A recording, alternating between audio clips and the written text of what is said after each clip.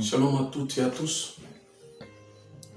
Bien-aimés, dans le Seigneur Mashiach, nous venons encore avec un autre numéro important qui va pouvoir nous aider à savoir pourquoi la bonne nouvelle n'avait pas trouvé véritablement la place.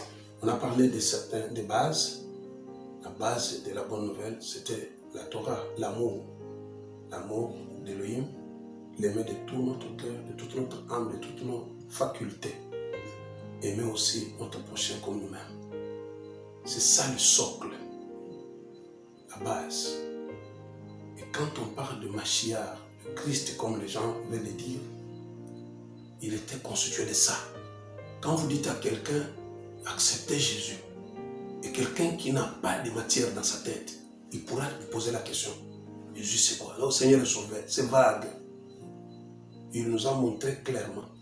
J'aime le verset de Jean chapitre 16, 13 à 15. Il dit, le Saint-Esprit n'est pas l'Europe de ce qui viendra de lui. Il me glorifiera. Il prendra ce qui est en moi. Ce qui était en lui, nous l'avons vu. Moshe et Élie sont sortis de lui.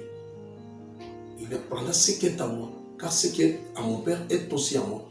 C'est pourquoi aujourd'hui nous parlons de deux personnes. Pharaon et Yosef. Pharaon, c'est le roi d'Égypte. Il y a un verset dans Shemot chapitre 1er verset 8. Shemot c'est ce que vous appelez Exode. Exode chapitre 1er verset 8. On dit, il y a eu un autre roi qui ne connaissait pas Yosef. On dit en hébreu, Meler Hadash, un nouveau roi. Meler Hadash, un nouveau roi qui n'avait pas bénéficié des bienfaits de Yosef. Vous connaissez Yosef et ce qu'il a pu faire pour sauver tout un peuple. Et c'est ainsi que nous parlons d'abord de Pharaon. Pharaon, c'est le nom du pouvoir. Celui que Moshe a affronté s'appelait Ramsès. Nous le savons même dans nos villages. Il y a le nom qu'on donne au roi qui incarne le pouvoir. Mais chacun qui accède au trône a son propre nom. Mais lorsqu'il accède au trône, il porte ce nom-là. Vous devez savoir que le nom Pharaon a deux syllabes. Hébraïque, le P, c'est-à-dire P-E, et Ra, ou Oro, c'est-à-dire Péra ou Péro. P signifie bouche, Ra signifie mauvaise. Donc le mot Pharaon signifie mauvaise bouche ou mauvaise nouvelle. Cet homme était en train de régner. Vous savez, dans le monde spirituel, les semblables se dirigent par les semblables. Le Seigneur voit que mon peuple est asservi dans un pays étranger. Il recherche qui en est l'instigateur, qui est l'auteur de cela. Il voit Pharaon. Derrière lui, il règne avec la puissance qui se cache dans le bâton des enchanteurs qui sont autour de son trône, qui se transforme en un serpent. C'est pourquoi il a pris aussi un homme, Moshe, qu'il a mis dans la maison du roi. Cet homme a été instruit selon la sagesse égyptienne. Il a été formé par ses enchanteurs. Mais néanmoins, son bâton était capable de se transformer puisque dans le 220 espèces de serpents qui existent sur la terre, il y a un serpent qui ne mange pas d'autres espèces et qui ne mange pas d'autres animaux, mais qui mange les serpents aussi. Et le bâton de Moshe devrait se transformer en un serpent capable d'avaler d'autres serpents. Alors, c'est de cette façon-là que Moshe vient. Il a fait une petite erreur d'aller dire aux enfants d'Israël, le Seigneur m'est apparu, celui qui s'appelle Je suis, m'a envoyé, Elohim d'Abraham, d'Isaac et de Jacob. Il m'a envoyé pour vous dire que vous devez être libérés, le temps est venu, il vient vous délivrer. Ces gens-là ne pouvaient que faire des briques et c'est fini. Les Égyptiens cherchaient parfois de l'eau et des pailles pour pouvoir les brûler. Mais lorsqu'ils sont allés sur les chantiers, ils commencent maintenant à échanger. Ah, nous avons eu un libérateur. Cela est arrivé jusqu'aux oreilles de Pharaon. Il s'est énervé, il leur a dit, désormais, donnez-leur tout le travail. De la sortie de la terre jusqu'à puiser de l'eau, faire des briques et chercher des pailles pour pouvoir les classer. On lui a dit, tu iras toujours parler à Pharaon. Cela veut dire quoi? Même le Seigneur le dit dans Malachie. Ésaïe le dit, Malachie 3, je crois, verset 1er. J'enverrai mon messager devant moi pour préparer le chemin. Après entrera soudainement dans son temple le Seigneur que vous cherchez, le messager de l'alliance que vous désirez. Alors le premier messager n'a pas qualité d'entrer dans le temple. Lui prépare seulement le chemin, prépare le cœur des gens à la repentance. C'est qui? C'est Yohanan Amatbil, Jean-Baptiste comme vous l'appelez. Mais le deuxième, lui vient entrer dans son temple, puisque c'est son temple. Le Mashiach, il vient pour pouvoir maintenant relier. C'est lui la couronne de transmission dans cette alliance avec le Père. Il vient relier cette humanité déchirée dessus au Père, à la source, à la cause de leur existence. C'était de cette façon-là que Moshe tirait des eaux, c'est ça même la classification de son nom, tirer des eaux, vient, il commence à aller avec le même message. Le Seigneur dit, Elohim d'Hébreu, Elohim d'Abraham, il m'a envoyé, laissez aller mon peuple, laisse aller Jacob, mon premier-né, qu'il aille m'adorer sur cette montagne.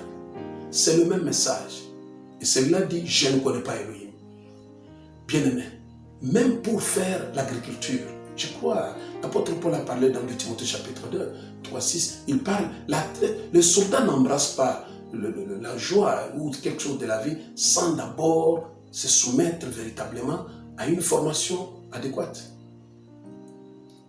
L'athlète n'est pas couronné s'il n'a pas combattu sur les règles. Et le cultivateur qui peut cueillir le fruit, c'est celui qui a beaucoup travaillé. Lorsque vous voulez faire un champ de maïs, j'ai eu la chance d'aller chez mon grand-père, je l'ai accompagné au champ. J'ai trouvé une forêt dense. Il me dit, du jour que tu viendras, ici, tu ne trouveras pas encore toute cette forêt. J'ai trouvé des gens qui ont abattu tous ces gros arbres. Et on a brûlé, on a fertilisé le champ, on a commencé à planter. Et je suis allé au moment des récoltes, c'était extraordinaire. On procède d'abord à éliminer les arbres qui étaient là. C'est ce qu'on devrait nécessairement faire. C'est pourquoi le Seigneur un jour il s'est dit, qu'est-ce que vous êtes allés regarder dans le désert? Puisqu'il voit que ces gens, s'ils avaient véritablement interrogé le message de Jean-Baptiste, ils devraient recevoir 5 sur 5 ce que je leur donne. Mais il trouve que ces gens semblent n'avoir pas véritablement fait une bonne repentance, n'avoir plus de la résolution de faire retour marche arrière. Donc on doit d'abord combattre la mauvaise nouvelle. Ce que nous vivons aujourd'hui, c'est quoi? La bonne nouvelle, entre guillemets, n'avait pas la substance. Et en plus, la mauvaise nouvelle n'a pas été dessouchée, n'a pas été démantelée.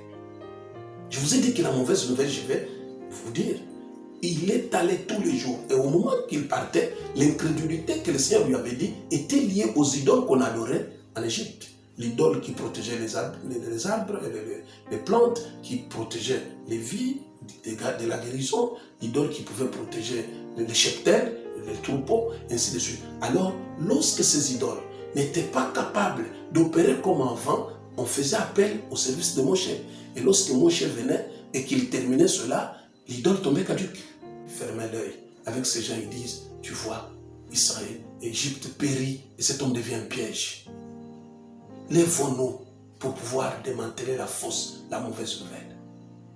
Si la bonne nouvelle c'est l'amour, la mauvaise nouvelle c'est la haine. Aujourd'hui, les gens exercent les dons, mais la haine se trouve dans le cœur des uns et des autres.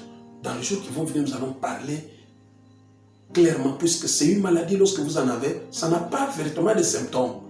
Mais c'est avec le concours de circonstances que vous verrez que vous en avez vous aussi. La nature humaine a été corrompue. La nature humaine a été véritablement tripatouillée et aussi empoisonnée. C'est ainsi que chacun a quelque chose qu'il n'aime pas. Il s'acharne sur quelqu'un, il s'acharne sur une tribu, il s'acharne sur une race, sur un rang social ou un sexe quelconque.